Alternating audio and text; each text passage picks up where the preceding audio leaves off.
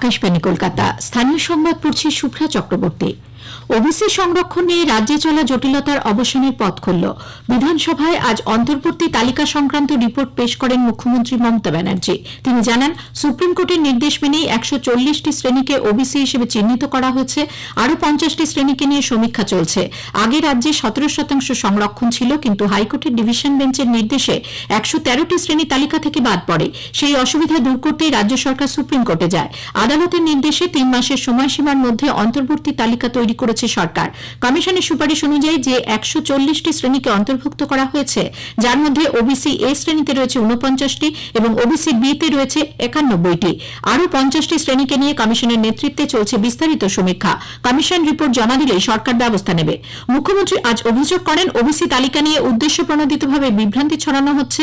এই অন্তর্বর্তী তালিকার ভিত্তিতে রাজ্যের বিভিন্ন নিয়োগ বোর্ড ফের নিয়োগ প্রক্রিয়া শুরু করতে পারবে। এতদিন সংরক্ষণ নিয়ে জটিলতায় সেসব প্রক্রিয়া স্থগিত ছিল। এদিকে ওবিসি তালিকা নিয়ে সংখ্যালঘু তোষণের অভিযোগ তুলেছে প্রধান বিরোধী দল বিজেপি। মুখ্যমন্ত্রী বক্তব্য রাখার পরেই এ নিয়ে বিজেপি বিধায়করা বিধানসভায় সরব হন। অধ্যক্ষ মধ্যাহ্ন ভোজনের বিরতি ঘোষণা করার পরেও তারা কিছুক্ষণ বিক্ষোভ চালিয়ে যান।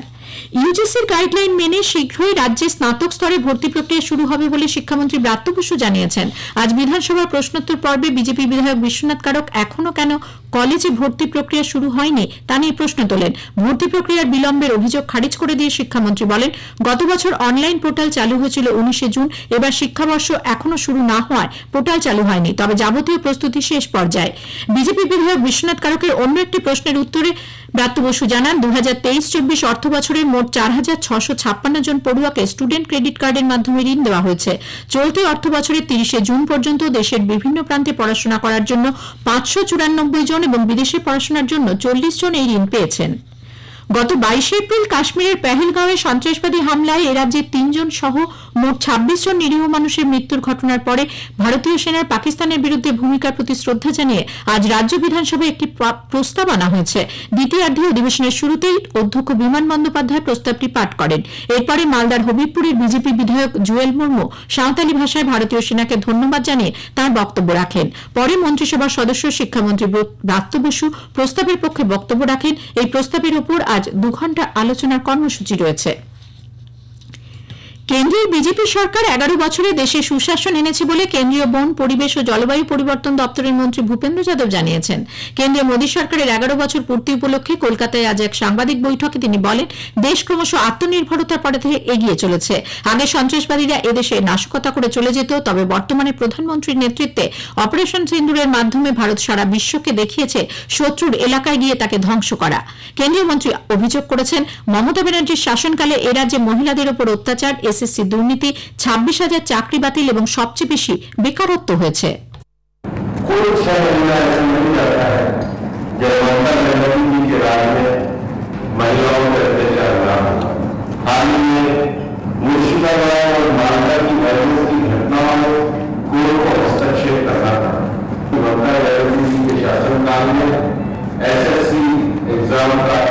सबसे बड़ा घोटाला और 26,000 से ज्यादा स्कूल टीचरों को जॉब। ইনস্টাগ্রাম ইনফ্লুয়েন্সার শর্মিষ্ঠা পানুলির জামিনের মামলায় কলকাতা হাইকোর্টের পর্যবেক্ষণ নিয়ে আপত্তি জানিয়ে রাজ্য বিচারপতি তপব্রত চক্রবর্তী ও বিচারপতি ঋতব্রত কুমার মিত্রের ডিভিশন বেঞ্চের দৃষ্টি আকর্ষণ করেছে। নির্দেশের কপি থেকে কিছু অংশ বাদ দেওয়ার আর্জি জানিয়েছেন রাজ্যের আইনজীবী, কিন্তু এখনই এই মামলা দায়েরের অনুমতি দেয়নি ডিভিশন বেঞ্চ। উল্লেখ্য, অপারেশন সিন্দুরের পরে সমাজ মাধ্যমে বিতর্কিত মন্তব্যের জেরে গ্রেপ্তার হয়েছিলেন আইনের ছাত্রী শর্মিষ্ঠা পানুলি। রাজা বসু চৌধুরীর গ্রীষ্ম অবকাশকালীন বেঞ্চ তার জামিন মঞ্জুর করে। মুর্শিদাবাদ মেডিকেল কলেজের চিকিৎসক ও নার্সদের হুমকি ও দুর্ব্যবহারের অভিযোগে নদিয়ার পলাশীপাড়ার 2 যুবককে গতকাল হাসপাতাল চত্বর থেকে গ্রেপ্তার করেছে বহরমপুর থানার পুলিশ।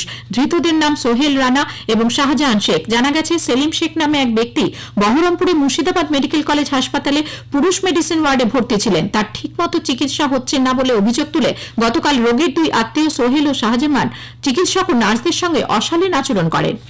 মুর্শিদাবাদের রঘুনাথগঞ্জে এক প্রৌঢ়কে পিটিয়ে খুনের অভিযোগ উঠেছে তৃণমূল কংগ্রেসের উপপ্রধানের বিরুদ্ধে। রঘুনাথগঞ্জ 2 নম্বর ব্লকের পাতলাটোলা গ্রামের এই ঘটনায় মৃত বছর 52 ওই প্রৌঢ়ের নাম বাবলু শেখ। তাকে পিটিয়ে খুনের অভিযোগ উঠেছে তৃণমূল কংগ্রেসের গিরিয়া পঞ্চায়েতের উপপ্রধান তারু শেখের অনুগামীদের বিরুদ্ধে। ঘটনায় পুলিশ 2 জনকে গ্রেপ্তার করেছে।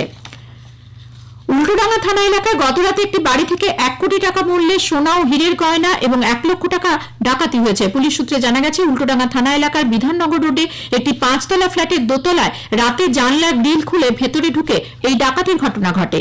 এবারে স্পটলাইটের বিষয়ে স্থূলতা ও তার প্রতিকার আলোচনায় অংশ নিয়েছেন বিশিষ্ট পুষ্টিবিদ নন্দিতা দাস। তার সঙ্গে কথা বলেছেন সন্দীপন দাশগুপ্ত।